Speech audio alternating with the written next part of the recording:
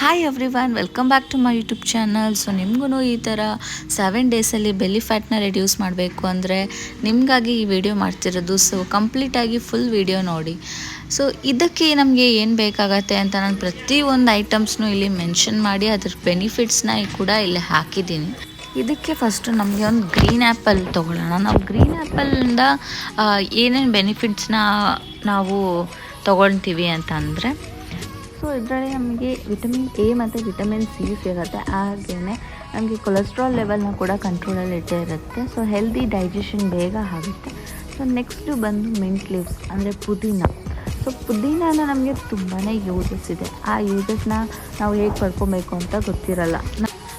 ಪುದೀನದ ಏನೇನು ಬೆನಿಫಿಟ್ಸ್ ಅಂತಂದರೆ, ಇದು ನಮಗೆ ಬೂಸ್ಟು ಇಮ್ಯುನಿಟಿ, ವೆಯ್ಟ್ ಲಾಸ್ ಮಾಡುತ್ತೆ. ಆಮೇಲೆ ನಮಗೆ ಸ್ಕಿನ್ ಇಶ್ಯೂಸ್ ಏನೇ ಇದ್ರೂ ಪುದೀನದಲ್ಲಿ ಹೋಗುತ್ತೆ.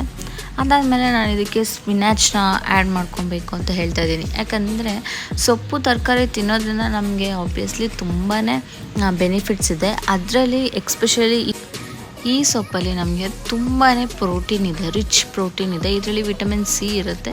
ಇದು ನಮ್ಮ ಹೆಲ್ತ್ನ, ವೆಯ್ಟ್ನ, ಹೇರ್ಗೆ, ನೀಲ್ಸ್ಗೆ, ಸ್ಕಿನ್ಗೆ, ಆಮೇಲೆ ರಿಲ್ಯಾಕ್ಸ್ ಆಗುತ್ತೆ ನಮಗೆ. And good for ice also, ಕಣ್ಣಿಗೂ ತುಂಬ ಒಳ್ಳೆಯದು.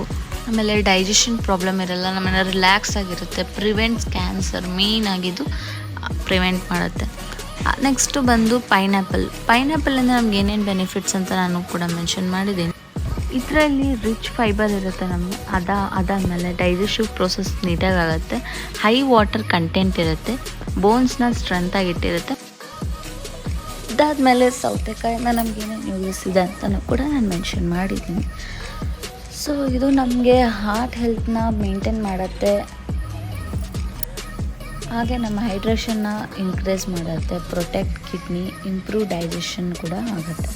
ಅದಾದಮೇಲೆ ಶುಂಠಿ. ನಾವು ಪ್ರತಿ ದಿವಸ ಶುಂಠಿ ಉಪಯೋಗಿಸೋದ್ರಿಂದ ನಿಮಗೆ ಬೇಗ ಡೈಜೆಷನ್ ಪ್ರಾಬ್ಲಮ್ ಏನಿರಲ್ಲ.